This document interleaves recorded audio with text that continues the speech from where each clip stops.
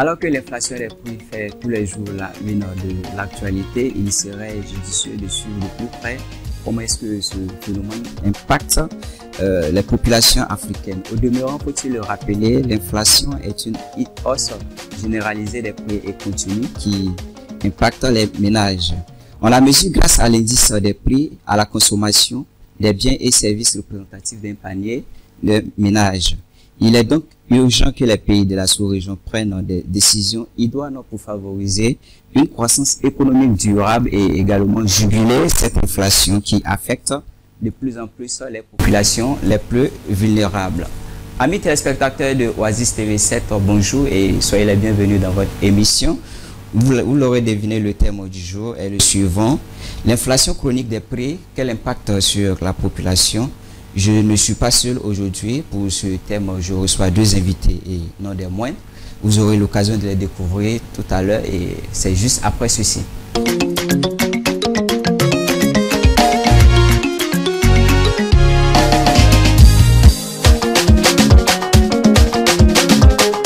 De retour sur le plateau de Oasis TV, vous suivez votre émission Sujet Débat et comme je vous le disais à l'entame de cette émission, je ne suis pas seul, je reçois des invités.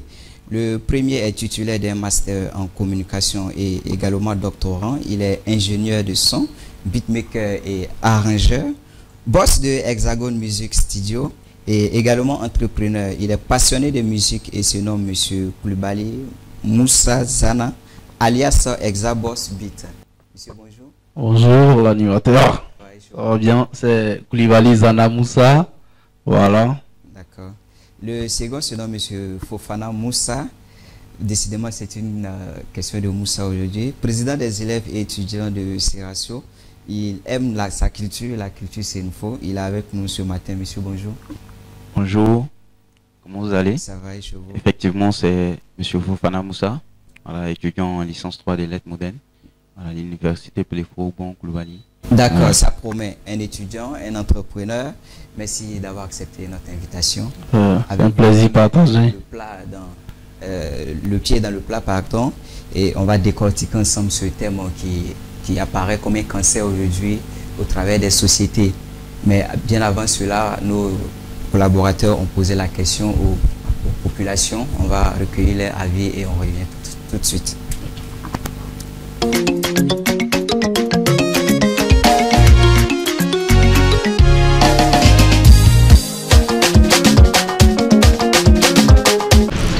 Bonjour, moi c'est l'étudiant Sidibé Abaka, inscrit en licence 2 de philosophie. Par rapport à la cherté de la vie, nous voyons aujourd'hui que la cherté de la vie c'est une réalité. Partout où nous passons, l'on parle de cherté de la vie par là, cherté de la vie de l'autre côté. Nous voyons aujourd'hui que l'État a mis un ministère de lutte contre la vie chère en place. Mais ce ministère est seulement logé à Abidjan. Nous ne voyons pas des actions. Moi qui suis ici aujourd'hui à Korogo, si nous suivons les émissions télé, nous voyons qu'ils effectuent des descentes de terrain. Mais ces descentes-là ne sont pas visibles partout dans le pays. Nous disons au gouvernement de revoir un peu cela. Il y a des commerçants véreux au nord de la crise russo-ukrainienne qui disent que non, tout est devenu cher. Ils se cachent sur cet alibi pour dire non, tout est devenu cher, pour faire grimper le prix des marchandises. Pourtant, les choses n'ont aucun rapport. Koulibaly Nyeri Daniel, étudiant en philosophie à l'université Pelefo-Bon Koulibaly. Bon, concernant la cherté de la vie, comme on dit, la vie est chère, donc si je vends ma chose ou bien je veux faire mon activité, il faudrait que je fasse. C'est vrai, mais c'est un sujet mental. Quand c'est cher là, qu'est-ce qu'on doit faire? On ne doit pas profiter de, comme on appelle, la guerre d'Ukraine, de la Covid et autres pour dire la vie est chère, chacun. Moi je pense que ça vient depuis le gouvernement en fait. Regardez, quand ils ont soumis ce thème-là au gouvernement, le président a fait quoi? Il n'a fait que chercher des remèdes pour pouvoir améliorer les conditions des fonctionnaires. Et nous qui ne sommes pas des fonctionnaires, nous on fait comment? Est-ce que vous comprenez? C'est un sujet qui doit vraiment être traité depuis là-haut. Regardez comment on appelle les mobile money. Ils ont grévé, eux ils ont grévé pour, comment on appelle, pour la cherté de la vie. Ils disent que les gains ils ne reçoivent plus les gains comme il le fallait, comme ils les gagnaient avant.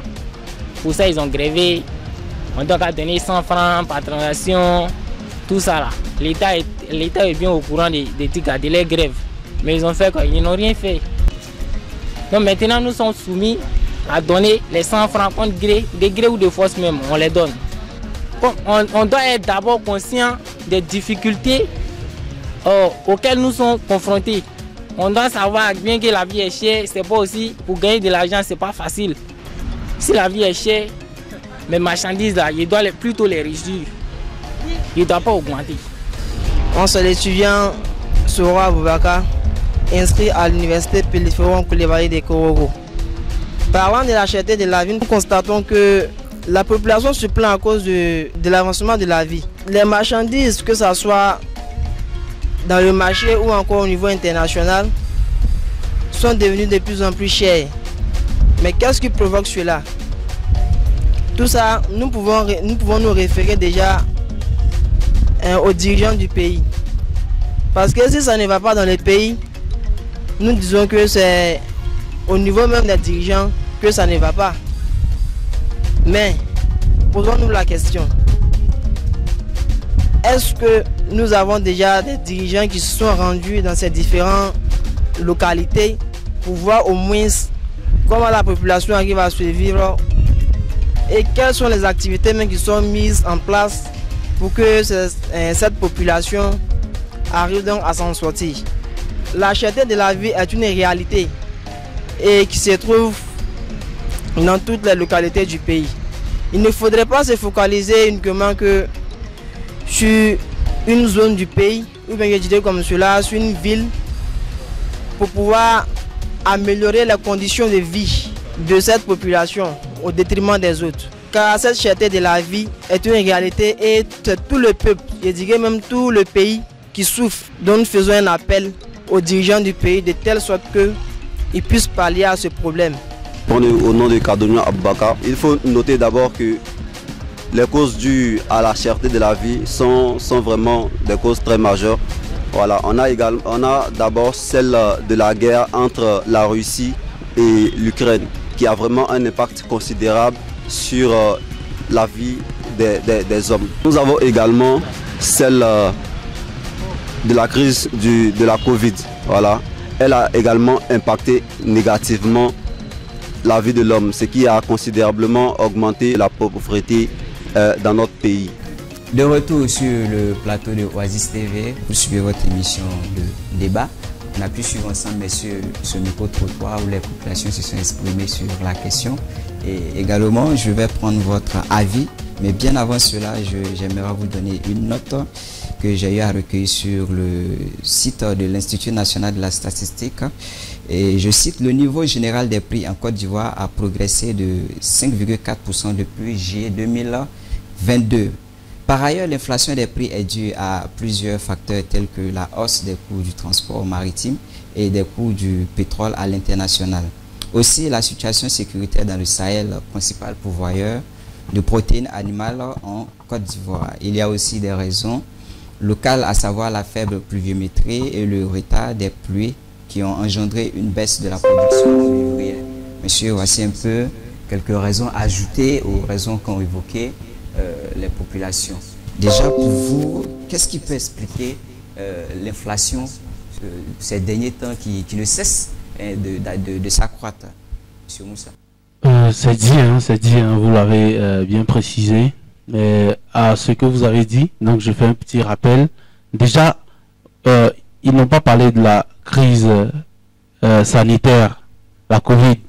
Il faut dire que la Covid est beaucoup pour quelque chose dans cette inflation. Voilà, parce que normalement, en temps de Covid, il y a eu le confinement. Donc la productivité a également baissé. On consommait les réserves. Et après la Covid, nous sommes rentrés dans une autre phase encore. La crise en Ukraine. La crise entre l'Ukraine et la Russie. Voilà, par exemple, le blé est produit là-bas.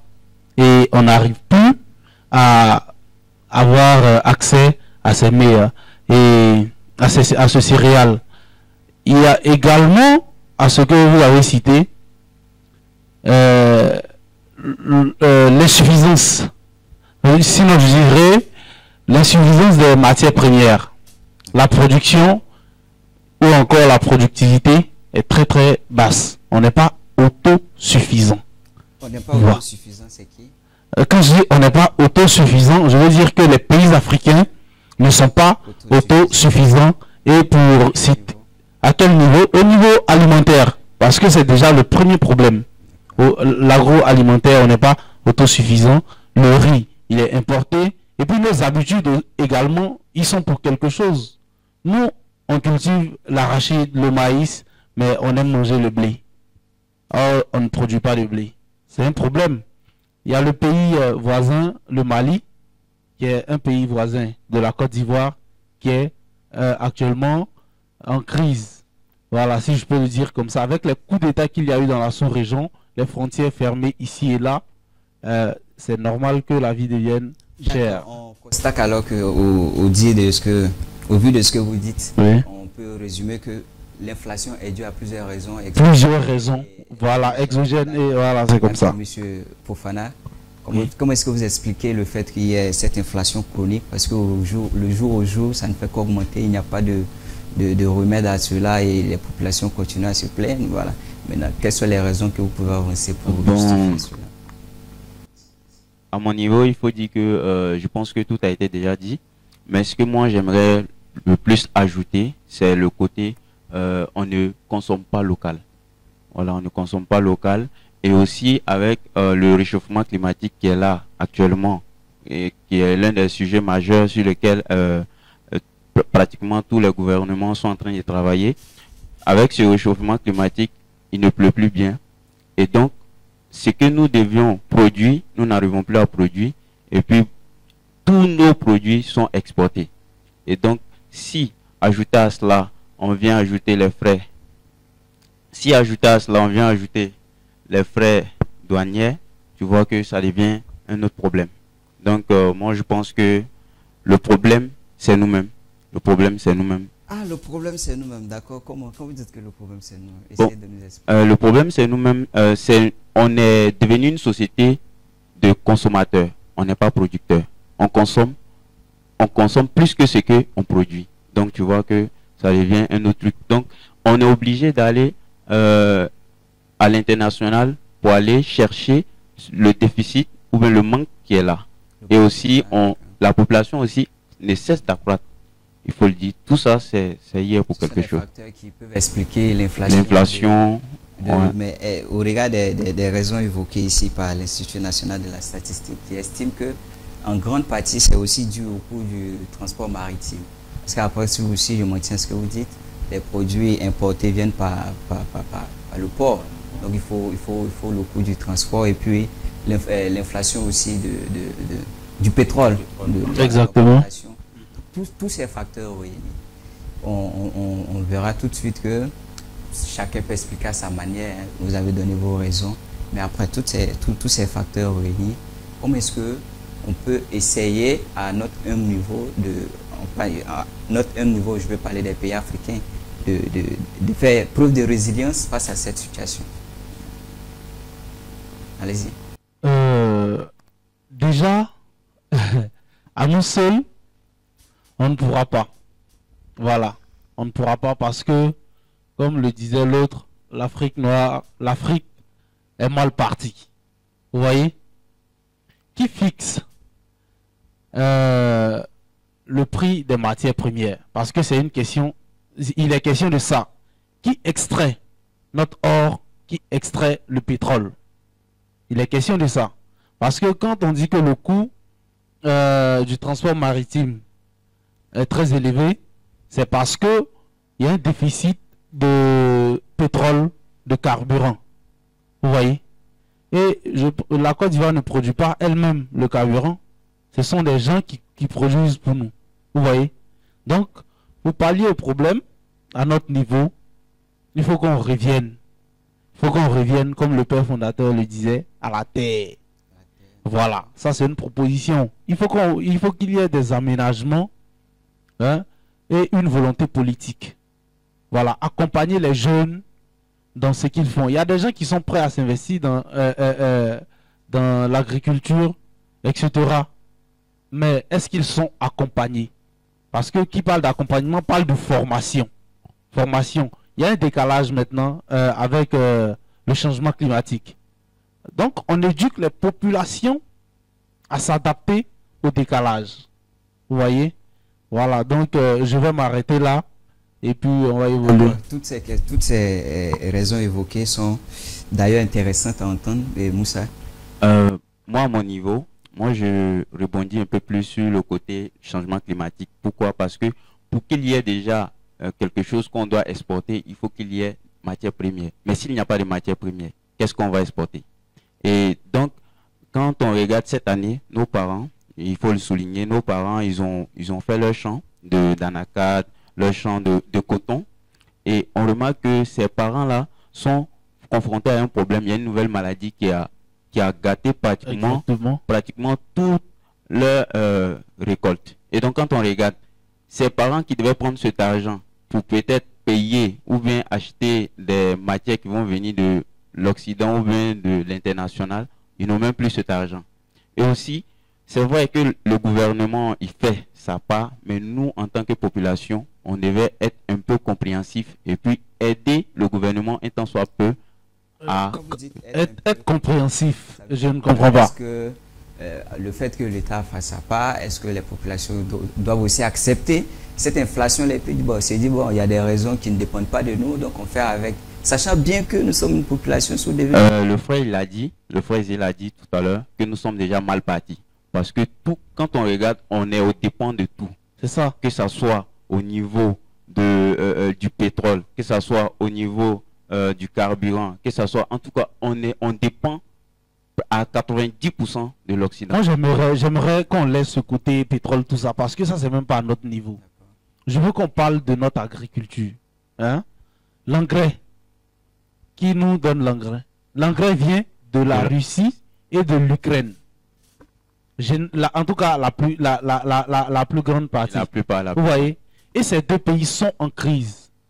Nous avons des chefs d'État, sinon le président de la CEDEAO qui a défilé là-bas pour demander à ce que la situation s'apaise, etc.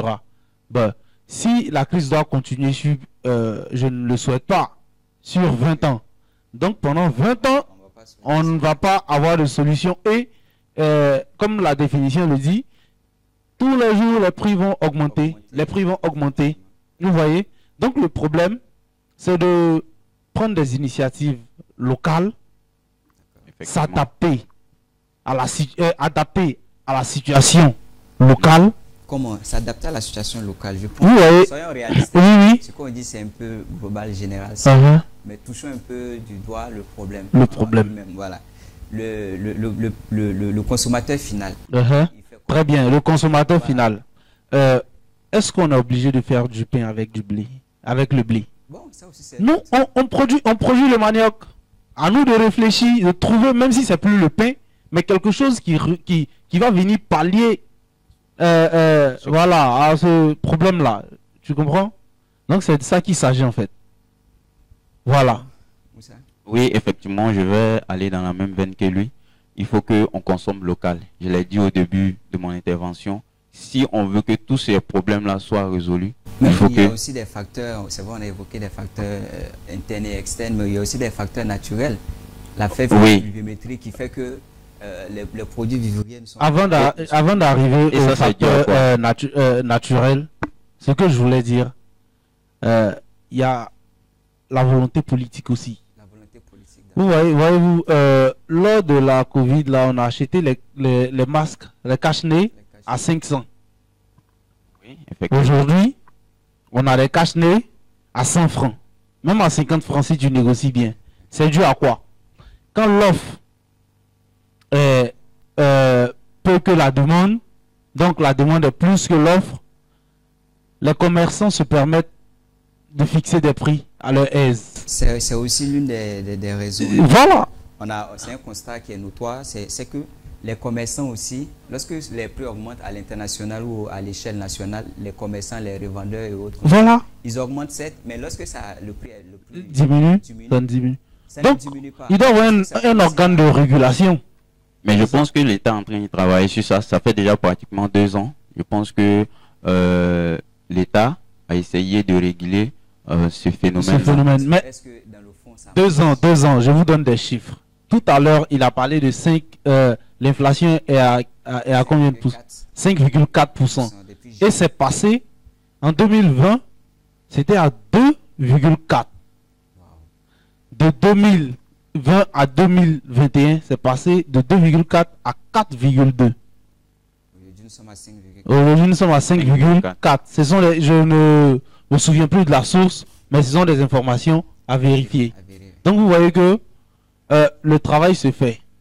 Mais sur le terrain, c'est une autre réalité. On disait comme ça que la ménagère ne va plus au marché avec le panier, mais maintenant c'est avec le petit sachet noir, sachet bleu, sachet noir qu'on va. Oui, vous voyez? ça veut dire quoi? Ça veut dire quoi? Le panier, il est large. Il peut prendre assez. Tellement pour s'en procurer, c'était facile. Mais aujourd'hui, tu vas avec ton petit sachet pour faire l'achat de la semaine. Et ça ne suffit pas, on mange plus bien. Mais est-ce qu'aussi il n'y a pas une mauvaise foi des populations? Parce que il y a un cas de figure que je vais prendre. Le directeur, par exemple, va avoir un photographe pour les photos d'identité de l'école. Je pense que vous avez déjà vu cette anecdote-là. Et le photographe lui dit qu'il va faire une photo à 1000 francs. Le directeur négocie, il a la photo à 500. Il va dire au maître de dire aux élèves, la photo à 500, le maître dit aux élèves 1000 francs. L'élève va dire à maman 1500. Maman dit à papa 2000. 2000, papa, il s'élève, il inflige la colère sur le gouvernement. Ouais. Et on crie tous que tout a augmenté. Est-ce qu'à quelque part aussi, c'est parce qu'on n'essaye pas de trouver le vrai fond du problème? Parce que c'est ça. C'est pourquoi on va moi... continuer à parler, mais rien ne va changer tant qu'on ne touche pas du doigt le problème. Voilà, si vous voyez, depuis mon intervention, je ne veux pas trop aller sur le côté de l'État. Parce que l'État, c'est l'entité à qui on a recours lorsqu'on ne peut rien. Et le problème, c'est vrai, l'État, il doit réguler tout. Mais nous-mêmes, là, est-ce que nous-mêmes, on ne peut pas donner des solutions? Ou est-ce que nous-mêmes, on ne peut pas trouver des solutions pour pallier à ces problèmes? Parce qu'il faut regarder. Tu l'as bien dit tout à l'heure, le professeur ou bien le directeur fixe son prix. L'élève va fixer son prix. Et tout ça, quand on regarde, le gouvernement, c'est vrai que le parent, il va infliger sa colère sur le gouvernement. Mais est-ce que ça change quoi? Ça peut rien changer. Ça change rien. C'est ce qu'on a dit. Lui, il est fâché. Voilà, lui, il est fâché. Donc, mentalité. Moi, je dirais pas de mentalité. Mais de mauvaise foi. Non, je pense que tout se trouve dans la gouvernance. Voilà, quand tu regardes, on se plaît dedans. Voilà, on se plaît dans le système. Parce que c'est la gouvernance en fait. Comme je dis, la mauvaise gouvernance. C'est pas au niveau de l'État seulement. La gouvernance aussi, c'est dans ton entreprise. Faut regarder. Excusez-moi. Ok. Regarde bien. On a un problème. On parle actuellement de cherté de la vie. Mais est-ce que le gouvernement ne continue pas ses activités? Est-ce qu'ils ne font pas des dons? Est-ce qu'ils ne construisent pas des ponts? Est-ce qu'ils ne font pas... Donc, le problème, il est où? C'est que c'est nous-mêmes le problème. C'est que c'est à nous. Le gouvernement même sait que nous, on a des difficultés. Oui, c'est ça. C'est à qui la faute? Mais c'est le gouvernement. Parce que le gouvernement, comme on l'a dit, le gouvernement, il nous dirige. Le gouvernement a un plan d'action. Et je pense que le gouvernement lutte pour le bien-être des populations. Lutter pour le bien-être des populations, c'est quoi? C'est aller au contact de la population, s'imprégner des réalités. Les informations de tout à l'heure, c'était sur quel site? Le site de l'Institut. Ok, très bien. Ça veut dire que, quelque part, le gouvernement sait que il y a quelque chose. Mais ça ne dépend pas d'un seul pays.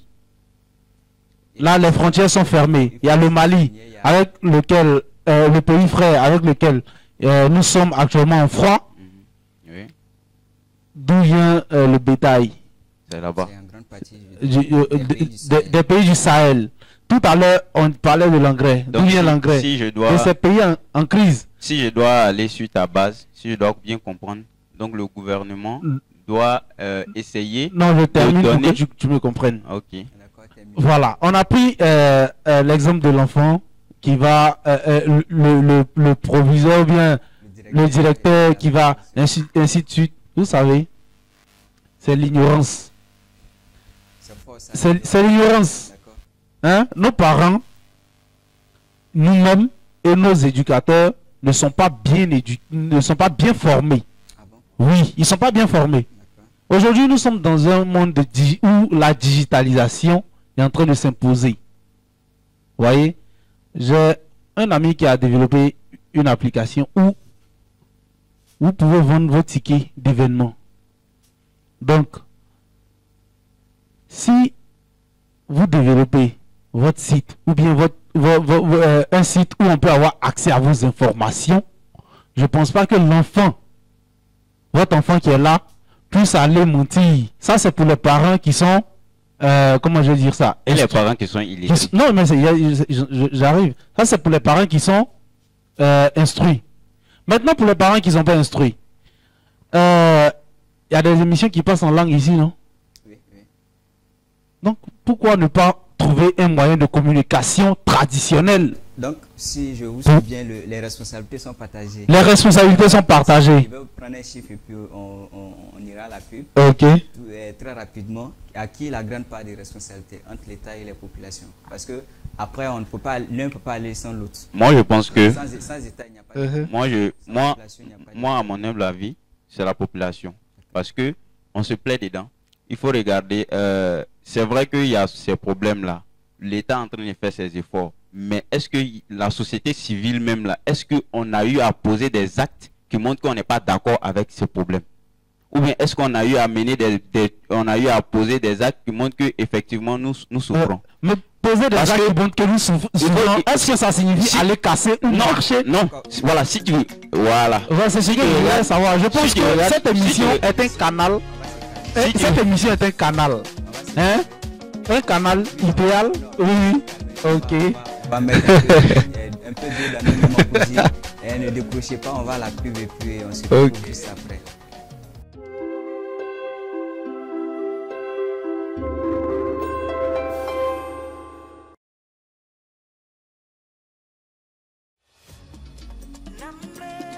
Suivez Messaï TV, votre émission d'enseignement avec des invités hors pair qui vont vous éclairer sur des thèmes spécifiques sur la télévision Oasis TV7 tous les mercredis à 8h00 avec le présentateur Père Jean-Darius Baloma.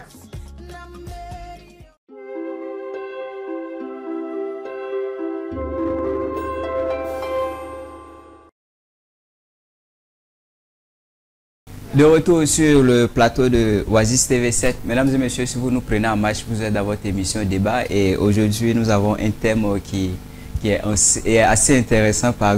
Nous étions tout à l'heure dans les échanges avec les invités qui ont évoqué selon eux les raisons plus ou moins. Chacun a défendu son point de vue. Et le thème, je le rappelle s'il le faut, c'est l'inflation chronique des prix. Quel impact sur les populations? Les raisons ont été évoquées, des raisons économiques dues à la conjoncture économique mondiale. Et en plateau, j'ai M. Fofana Moussa, M. Koulibaly Zana Moussa. Zana Moussa également, décidément c'est une affaire de Moussa aujourd'hui. Fofana Moussa, avant la pub, vous parliez de la responsabilité de l'État. Oui. Non, je donne plus la responsabilité aux sociétés civiles. Parce que déjà, il faut remarquer dans les pays occidentaux, comme par exemple le cas de la France, tous les jours, que ce soit sur les médias, que ce soit dans les rues, on les entend décrier ce problème-là, ce phénomène, ce qui n'est pas suffisamment fait ici. C'est vrai qu'on crie, nous on crie en Côte d'Ivoire ici que l'inflation. Mais est-ce que l'État ne continue pas ses actions? L'État continue à construire des ponts. C'est que l'État a la possibilité... Est-ce que l'État n'est pas aussi en désaccord avec sa population? Si il y a une population dans la société, l'État continue à faire ses actions comme si... Pardonnez. Oui, allez-y jusqu'au bout. Au fait, le problème c'est quoi? Nous, on ne voit pas de problème. C'est vrai que on dit de façon courante qu'il y a l'inflation, mais est-ce que la population même trouve que c'est un problème? Parce que la population, c'est quand il y a, par exemple, les campagnes, c'est quand il y a, par exemple, je sais pas comment je vais dire ça, des élections, qu'on voit la population marcher. Mais est-ce que tu as, depuis on parle d'inflation, est-ce que tu as une fois vu une société civile ou bien une association ou bien un truc en train de marcher pour dire que non, nous on n'est pas d'accord avec ce qui est en train de se passer? Je pense que ça se fait. Je pense que ça se fait. Les preuves. La preuve. Ok, très bien. Sur la chaîne nationale, nous avons un artiste, Baby Philippe. Il a parlé de ça, n'est-ce pas? Baby Philippe a parlé. Excusez. Je viens. Baby Philippe a parlé, n'est-ce pas? Terminé. Oui, lors du concours Miss Côte d'Ivoire. Ça a été. On louait son courage. Les gens ont loué son courage. Par contre, d'autres ont décrié cela. Oui. Et les publications sur Facebook, vous pensez que l'État aussi a des services de renseignement? Je pense que c'est pas parce que la population a faim qu'on doit arrêter de construire les ponts. Si on arrête de construire les ponts, qu'est-ce qui va nous permettre d'acheminer plus facilement? Parce qu'on dit que le développement, la route précède le développement. Sans route, tu produis ta banane. Le temps d'acheminer ta banane jusqu'à Korogo, mon frère, ta production est perdue. Mais malgré ça, malgré que les routes que nous sommes en train de construire, vous ne pensez pas qu'il y a des localités ici jusqu'à présent, quand ils produisent leurs matières premières ou bien quand ils produisent ce qu'ils vendent, ça pourrit là-bas? Ça pourrit. Exactement. Est-ce que l'État n'est pas une continuité? Est-ce que la priorité n'est pas mise sur des localités qui ne sont pas forcément, je vais dire, des sources de développement de l'économie ivoirienne? Donc, qui vont permettre, par exemple, donc j'entends par là que l'État ne mène pas d'études. Non, on ne parle pas de développement local. Non, on ne parle pas de développement local. On parle de l'inflation des prix. C'est un problème mondial, national et local. On est d'accord? Voilà. La production dont on a parlé tout à l'heure, si on n'a pas pu l'acheminer, ça fait quoi? La production pourrit. Or, quand on a la facilité à acheminer une production, déjà le coût du transport diminue. On est d'accord, hein? Avant, Abidjan-Korogo, c'était 10 000. Peut-être avant nous, c'était encore plus cher. Aujourd'hui, Korogo-Abidjan, c'est devenu à 8 000. 8 000. Pourquoi? Parce que l'état de la route est bon. On a, comment je veux dire ça? Une facilité à circuler. C'est la même chose pour les produits. Même les femmes qui sont dans le vivrier, c'est le plus gros problème à ce niveau. Comment faire pour acheminer plus facilement? Qui parle d'acheminer plus facilement parle de réduction des coûts du transport. Aussi, je reprends un mot. Est-ce qu'on ne pourrait pas, l'une des solutions, et bon, d'ailleurs qui va constituer l'ossature de cette partie de l'émission, est-ce qu'en termes de solutions, en termes de recherche de solutions, il ne serait pas mieux aussi d'envisager des réformes qui permettraient de produire mais de consommer local et d'industrialiser aussi nos matières premières? On en a parlé. Est-ce que moi je suis au fait tout se focalise tout se qui fait que non, c'est ça, c'est un volet, le dernier consommateur, le consommateur final, voilà, il a du mal à payer parce qu'on lui dira que à la base le transport, pas forcément le transport, parce que même la tomate produite à Korogo est chère à Korogo. Suivez la télévision. La tomate produite à Korogo est moins chère à Abidjan qu'à Korogo. Donc ça, c'est la mauvaise foi de la population. On en a parlé. Le problème là, c'est où maintenant? Lui trouve le problème où? C'est l'État ou bien c'est la population? Moi, j'ai dit que les responsabilités sont partagées. Hein. Les responsabilités sont partagées. Quand l'État prend une décision, qui doit appliquer la décision? C'est la population. Effectivement. Est-ce que tu es déjà allé sur le site je sais qu'il y a un site pour ça qui nous donne les prix fixes. Est-ce que tu es déjà allé sur ce site avant de partir au marché? Et quand tu as constaté la différence, est-ce que tu as contacté l'organe chargé de réguler? C'est ça aussi. Il faut que la population soit formée et informée. Il faut le savoir aussi. L'une des choses est de donner le prix. Mais l'une des choses est aussi de respecter le prix. Moi, je peux et ça, c'est la faute de l'État. Mais qu'est-ce que moi j'ai dit? J'ai dit que c'est la population. Parce que nous-mêmes là, on aime ce qui est cher. On n'aime pas ce qui est moins cher. On veut toujours avoir la même mise sur les choses. Par exemple, moi, je produis ma tomate. Je dis, bon, à la base, ou bien dans ma ferme, comme le blanc, la tomate, ou bien dans mon jardin, la tomate, c'est à 200 francs, je le fais, ou bien à 100 francs l'unité. Mais quand tu vas sur le marché, toi en tant que peut-être producteur, parce qu'on produit et puis on vend. Toi en tant que producteur et que tu veux aller racheter encore, tu te dis, mais attends, ceux qui sont là, ils sont en train de se foutre de moi. Moi-même qui ai souffert pour produire ma chose, ça veut dire je gagne moins que ma souffrance. C'est-à-dire je vends à 100 francs, moi je vends à 100 francs ou bien 200 dans mon jardin. Et arrivé sur le marché, quand je mène les enquêtes, je vais trouver qu'il y a des gens qui vendent la tomate à 500 francs. Ouais, mais donc moi, ça c'est pas la faute. Non. Moi je viens automatiquement, je me dis, mais si eux ils vendent à 500, pourquoi moi-même qui fabrique ça à la base, ou bien qui cultive ça à la base, qui suis le producteur, pourquoi moi-même je peux pas augmenter à 500 pour C'est pas comme ça que ça marche, selon moi. Et donc moi, c'est surtout ce point-là que moi je dis que nous-mêmes on se plaît dedans. Non, on se plaît pas dedans. On aime ça. Sinon qu'il a dit, ils sont en train de construire les routes. Même il y a un port sec qui va sortir de terre bientôt à Feki. Mais tout cela, quand moi je regarde, ça ne va pas servir à quelque chose. C'est le coût de la vie qui est en train de devenir cher. Mais qu'est-ce que la vie? Est-ce qu'on est futuriste? Est-ce qu'on regarde demain? C'est vrai que... Écoutez-moi s'il vous plaît. Le coût de la vie devient cher, on est d'accord dessus. Est-ce que c'est pas aussi parce que le niveau de vie est en train d'être élevé? Parce que quand le niveau de vie augmente, la vie devient chère. Voilà. Mais quand on regarde... Mais on a plus de...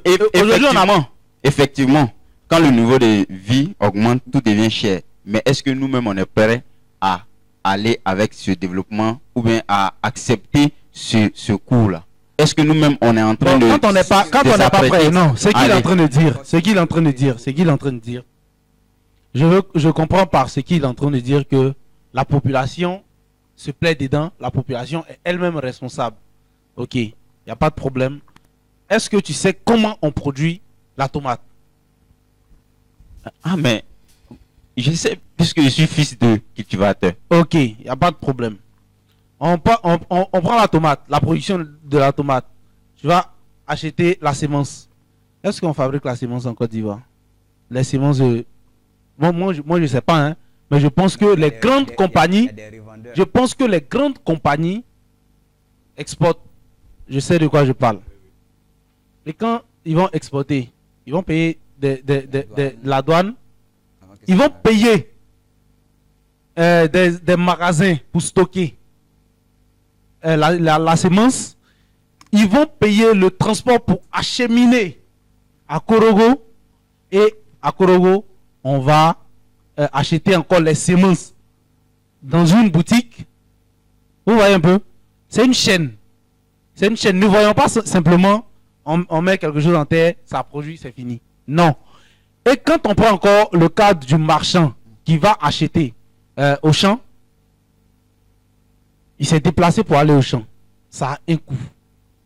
Il est venu avec au marché. Ça a un coût. Bon, les gens, ils payent la mairie. Mais est-ce que... Non, j'arrive. Est-ce que ça suffit pour qu'on triple le prix? Non, ça ne suffit pas pour qu'on triple le prix. J'aimerais dire que le problème ne se trouve pas entre le cultivateur et le commerçant et enfin le consommateur final. Le problème se trouve depuis là-haut. La responsabilité de l'État dans ça, c'est quoi? Pour terminer sur ce point-là, l'État doit réguler le marché. L'État doit réguler le marché et voilà. On va aborder les tentatives de solutions pour que franchement on puisse avoir des remèdes à ce mal-là qui ne cesse de ronger les populations, surtout celles qui sont les plus vulnérables. Donc, allez-y, vous parliez tout à l'heure de... Voilà, l'État doit réguler le marché. Voilà. On dit, tel que pour l'anacade, donc on doit donner des prix pour le kilogramme de tomates. En fonction de la production, on doit donner le prix du kilogramme. Et en fonction de ça, maintenant, les populations ou bien les commerçants vont établir les prix. On sait que la tomate là, à tel nombre de grammes, ça encore, il faut qu'on modernise le marché. Voilà, il faut qu'on modernise. Est-ce que l'État n'a pas suffisamment de moyens? On a écouté notre Premier ministre, M. Patrick Haché, qui disait lors de sa conférence de presse que, en ce qui concerne la cherté de la vie, c'est qu'au niveau international, quand le consommateur final, la population, doit payer 2, l'État paye 1. C'est subventionné. Tout est subventionné. Mais est-ce que c'est suffisant? Mais on ne va pas aussi accepter que l'État vienne nous donner à manger comme ça, gratuitement. Ça c'est vrai que nous sommes en train de parler de subventions, subventionner. Mais est-ce que les populations que nous sommes informés de cela? Est-ce que nous sommes informés de cela? Parce que si nous, on n'est pas informés de cela. On n'est pas informé de cela. Nous, on ne peut pas savoir que l'État subventionne peut-être notre nourriture ou notre riz, ou bien finalement d'information, il y a une mauvaise communication. Il y a une mauvaise communication. De plus en plus, il y a des barrages qui sont aménagés. Voilà. Ça, on constate. Ça même, on constate. Hein? On constate qu'il y a des barrages qui sont aménagés. Vous voyez, il y a je peux citer l'ANADER, etc. Ils travaillent. Ils font leur travail. Vous voyez? En tout cas, donc c'est pas que l'État ne fait pas, l'État fait, mais l'État ne peut pas venir donner 100 francs à toute la population. Non, en fait c'est pas le problème, c'est quoi? Moi je n'ai pas dit que l'État ne fait pas. J'ai dit que l'État fait assez. C'est la population qui a le vrai problème. C'est la population qui a le vrai problème. On ne va pas à l'information. C'est vrai que l'État c'est l'entité qui nous gouverne. La population la population ne va pas à l'information. Donc elle doit s'informer évidemment. Comment? Au fait le truc c'est quoi? Nous, nos parents, on est beaucoup conservateurs. On est là.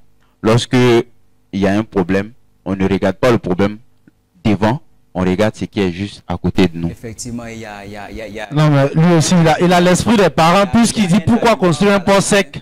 Non, alors qu'on a c'est pas... Au fait, le truc, tu m'as mal compris, au fait. Je n'ai pas dit pourquoi construire un port sec. Moi, je dis que c'est vrai. C'est bien beau de construire les routes, de construire un port sec pour faciliter évidemment l'acheminement des produits vivriers, mais c'est pas forcément l'État qui est le vrai problème. Moi, je situe le vrai problème au niveau de la population. C'est vrai que l'État a sa part, ça je peux pas, parce que c'est l'État qui nous dirige, l'État a sa part, mais c'est-à-dire à 95%, si le problème est sur 100%, à 95%, c'est la population. Sinon, l'État fait ses efforts. On a l'impression qu'on se plaît dans ce système-là. Voilà. Finalement, bon, ça fait mal, mais on accepte. Mais on accepte. Sinon, si on n'accepte pas, qu'est-ce qu'on doit faire? Voilà. Les solutions concrètes au niveau de la population, qu'est-ce qu'on doit faire? Est-ce qu'il faut une insurrection en griffe? C'est que je ne souhaite pas.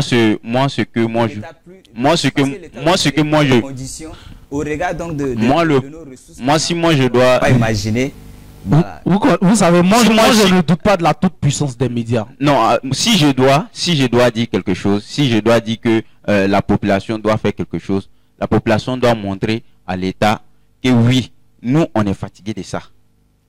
C'est vrai que vous faites quelque chose, vous faites ce que vous pouvez faire, vous subventionnez nos nourritures, mais est-ce que vous ne pouvez pas nous aider à également permettre à ce que il a parlé de les prix douaniers, je sais pas, mais quand tu regardes, quitter par exemple de Korogo pour aller chez moi par exemple à Sirasso, on a près de 10 barrières. 6 mois. C'est sûr ça? C'est vérifié. Ok. On a près de 10 barrières. En temps la route même n'est pas bonne. Si moi je dois prendre ma marchandise pour quitter à Sirasso, pour venir vendre à Korogo, donc quand tu regardes là, c'est normal que le prix doit augmenter, mais c'est pas pour autant on doit violer, on doit on doit se plaire dedans. C'est vrai que je paye quelque chose, mais en même temps l'État aussi, ça n'a pas de responsabilité. C'est le simple fait que il n'a pas les yeux. C'est vrai qu'il fait ce qu'il peut faire, mais il ne vient pas voir. C'est que vous dites l'État c'est sur papier. Voilà. Mais sur le terrain c'est autre chose. On dit que on a diminué le prix de l'oignon. Quand tu vas au marché, tu t'en trouves que c'est même chose, ça n'a pas diminué. Tous les jours, sinon, même il y a une émission, je sais pas, je passais, un jour j'étais en train de passer, et puis j'ai vu, ils étaient en train d'afficher les prix on dit haricots ou bien je sais pas quoi, oignons c'est 1000 francs le kilo, ou bien telle chose c'est 500. Mais quand tu vas au marché, c'est tout autre. Mais est-ce que l'État, comme il a dit, est-ce que l'État n'a pas mis des gens qui doivent régulariser ce problème-là? Est-ce que ces personnes-là même ne sont pas corrompues? Eux n'ont pas aussi, ils n'ont pas les mêmes mises dans les histoires du marché. Est-ce qu'ils ne vont pas au marché pour aller dire ah bon, faut continuer à vendre ce que tu es en train de vendre, mais faut me donner telle chose en échange? Est-ce que cette corruption-là même ne fait pas que ces instances-là n'arrivent pas à faire bien le travail? Le système est certes corrompu, comme la question le disait.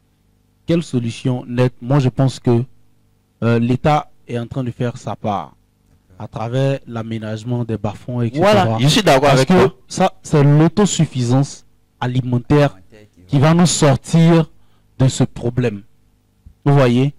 Aussi, il faut former aux métiers disponibles sur place. C'est-à-dire aux métiers disponibles sur place. On va prendre quelqu'un pour faire des études de, je ne vais pas citer quelque chose pour minimiser le travail de quelqu'un, mais si on trouve qu'on a besoin d'agronomes, hein, on forme plus d'agronomes afin d'accompagner la population. Vous comprenez? Donc valoriser aussi l'entrepreneuriat, parce que c'est la base. C'est la base. L'entrepreneuriat basé également sur les produits locaux. Vous comprenez? Donc, la transformation. Moi le gros problème, c'est l'autosuffisance, c'est la production au niveau local. Ça, c'est mon gros problème qui est là. Donc, ma solution à ce problème au niveau des populations, c'est de communiquer avec le gouvernement. Communiquer. Chose qu'on fait déjà. Communiquer avec le gouvernement. Comment vous faites? Chose qu'on fait déjà. Tous les jours, on a des émissaires qui viennent du gouvernement pour venir chercher à savoir ce qui est en train de, ce qui se passe. Par exemple, l'office du recensement. Dernièrement, ils ont fait le recensement des populations. Ils sont allés dans les villages, dans les campements, chercher à connaître la qualité ou le train de vie. Mais quand tu regardes les questions qu'ils ont posées, tu te dis que effectivement l'État s'intéresse, mais pas suffisamment. C'est comme si c'est quelque chose d'anormal quelque part. C'est comme si, est-ce que ici, c'est comme si c'est un semblant. Est-ce que tu sais où te plaindre quand tu vois que le prix est au-delà de ce que l'État a fixé? Moi, personnellement, je ne sais pas. Moi-même, je ne sais pas. Donc, tu vois, à qui la faute? À qui la faute? C'est la population, parce que la population n'est pas allée à l'information. L'information est où? Pour aller à l'information, il faut savoir où l'information est. Il faut savoir où ça se trouve. C'est ça aussi. Hein? Au fait, je pense que... Au fait, ce que moi je vois, nous tous, on voit où je vais en venir, effectivement. Mais c'est le simple fait que lui, sur sa position, je ne sais pas. Non, nous ne sommes pas dans des situations de position. D'ailleurs, ça ne nous intéresse pas. Actuellement, nous sommes dans une situation où vraiment on veut aider nos populations à sortir de nos pays sous-développés. Moi, la seule chose... Voilà, à sortir il faut qu'on soit autosuffisant. Moi, la seule chose... Et que la balance soit équilibrée. Il ne faut pas que les exportations soient plus que... non, il ne faut pas que les importations soient plus que les exportations. On ne peut pas tout faire. Moi, le seul problème, moi je vois le problème, c'est que nous, on est paresseux. On ne produit pas. On ne produit pas. On a la terre. On a la terre. On a tout. On a une jeunesse, on dit on a une jeunesse qui est dynamique, qui est qualifiée.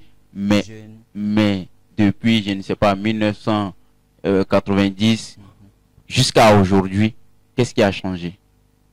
Quand tu regardes, c'est nos frères peut-être du Burkina, du Mali, qui viennent pour venir travailler, qui viennent pour venir travailler. Il dit que l'Ivoirien, dans le bureau. Et donc, on n'est pas prêt à se donner. Écoutez, moi, je ne suis pas un ancêtre. Je ne suis pas un ancêtre. Mais ces 5 dernières années, l'État a mis un point d'honneur sur l'entrepreneuriat. On est d'accord. Donc, je pense que c'est comme ça. C'est comme ça. C'est un peu. Vous savez, c'est une chaîne. Les autres populations que nous envions, les populations occidentales, sont passées par ce chemin-là. ces populations sont passées par ce chemin. Et au fur et à mesure, on voit les jeunes qui entreprennent. Ah, tu as ta structure. C'est un peu, ça va aller. Mais si on attend d'être embauché par l'État forcément, il y aura problème.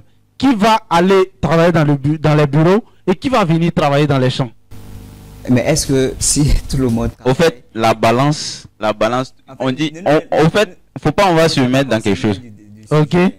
Est-ce que tout ce que vous évoquez là permet de réduire l'inflation ou de juguler même carrément cette inflation-là? Moi, je pense que simplement pour moi, le seul pays, le fait qu'on soit... De toute façon, à nous seuls, ça n'ira pas. Parce que l'inflation est mondiale aujourd'hui. À nous seuls, ça n'ira pas. Voilà. Donc, en attendant que nos prières portent, parce que nos prières... nos prières ne sont pas suffisantes comme ça. Nos prières ne sont pas suffisantes. Il faut que la paix soit rétablie dans le monde. Dans le monde, entre nous ici en Afrique également, Mali, Côte d'Ivoire. Parce qu'il y a tout ça. Il y a eu des coups d'État en Guinée. On ferme les frontières. On est voisins à la Guinée. Il y a eu coup d'État au Burkina. On ferme les frontières. On est voisins. Il y a eu coup d'État au Mali. On ferme les frontières. Donc le problème, ce n'est pas forcément nous le problème. Nous seulement. C'est le problème d'ordre mondial. Moi, ce que j'ai décrit dans cette situation, moi, je ne vais pas me mettre dans une histoire de le problème est mondial. Moi, je me dis que le problème, c'est ici, chez nous-mêmes. On refuse de produire. On refuse de produire. Quel est l'impact de cette inflation, même si elle est mondiale, sur nos populations africaines? Mais la délinquance, forcément.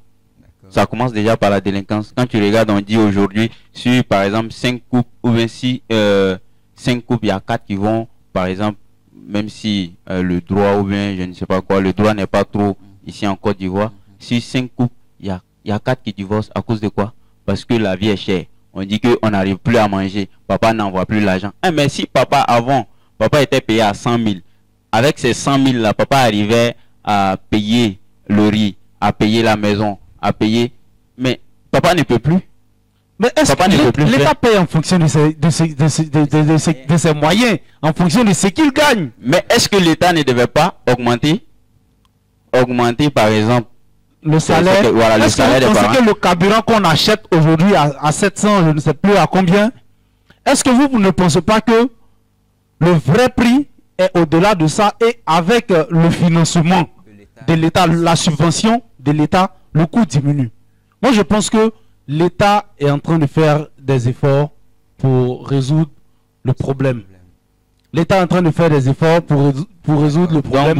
Les populations de se mettre aussi à la tâche de s'adapter, je dirais s'adapter à la situation.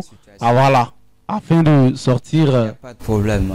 Chers téléspectateurs, vous avez pris du plaisir à nous suivre. Messieurs, nous sommes déjà à la fin de notre émission. Mais avant de vous laisser, je vais vous donner la parole à tout drôle. Vous allez nous donner vos derniers mots, votre actualité également. Oui, je commence par vous. Déjà, merci beaucoup à Oasis TV 7 de nous avoir accueillis aujourd'hui pour parler de ce problème. C'est un problème vraiment qui touche la population. Et comme je disais, il ne s'agit pas de forcément se lever, aller marcher.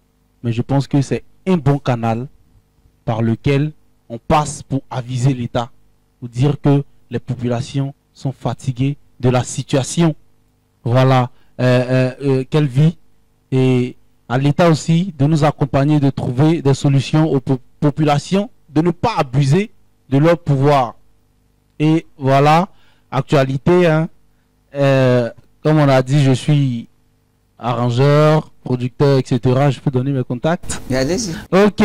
Donc, si vous êtes à Korogo, vous voulez faire du son, vous êtes partout dans le monde, contactez Hexagone Music sur Google. Vous pourrez avoir toutes les informations Hexagone Music Studio.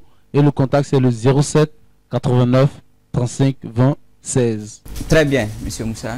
Bon, moi, mon mot de fin, voilà, c'est également remercier la chaîne Oasis TV pour vraiment cette lucane qu'elle nous a donnée, de vraiment débattre sur ce problème-là. Même si quelque part nous ne sommes pas du même avis, Mais je pense que pour moi, le plus gros problème, c'est la population. Parce que la population se plaît dans ce qu'elle fait. Mais à l'État aussi de trouver des solutions, de trouver des solutions pour réguler ce phénomène-là. Moi, c'est à l'état civil, Fofana Moussa, comme je l'ai dit au début, étudiant en licence 3 des lettres modernes, également président des élèves et étudiants de Sirasso. Et par la même veine, j'aimerais inviter ici, si possible, si vous me donnez, voilà, inviter de ce 25 décembre au 31 décembre à Sirasso pour nos activités socio-culturelles, voilà, qui arborent également le même thème, voilà, la cherté de la vie, voilà, quelle solution, quel impact l'association des élèves étudiants de Sirasso peut avoir dans cette truc. Maintenant également, je suis bien évidemment un entrepreneur, voilà, PDG de Adam Service. Voilà, c'est le service. D'accord. À votre voilà. événement, est-ce que nous sommes invités? Bon, si. Ou bien il y a une catégorie. Non, tout le monde est invité. Tout le monde est invité. Donc j'aimerais dire que, vous savez, c'est un débat très large, mais la solution, c'est la même. C'est d'aboutir à une vie plus moins chère, plus accessible. Effectivement. C'est ce qu'on souhaite le plus, chers téléspectateurs, vous qui nous avez suivis tout au long de cette émission. C'est déjà à la fin de cette émission. Nous avons pris beaucoup de plaisir à vous partager ce débat. Et le débat pourra continuer chez vous. La semaine prochaine, on sera encore là, même canal, même heure, pour en débattre sur une autre question liée à la société ivoirienne. D'ici là, portez-vous bien et à jeudi prochain.